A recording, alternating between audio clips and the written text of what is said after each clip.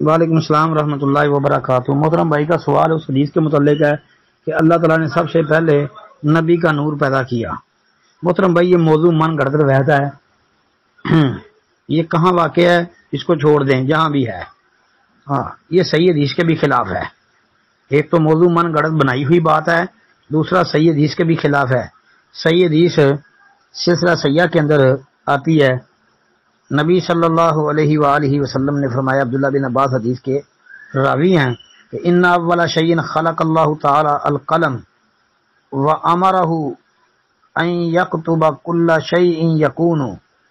جی، سلسلہ سیاح کے اندر یہ بات موجود ہے کہ سب سے پہلی چیز جو اللہ رب العالمین نے پیدا فرمائی وہ قلم ہے، اور اسے حکم دیا کہ ہر وہ چیز لکھ دے جو آئندہ ہوگی۔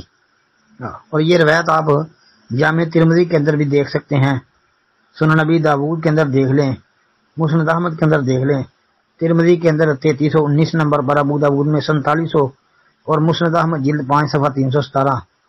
جی،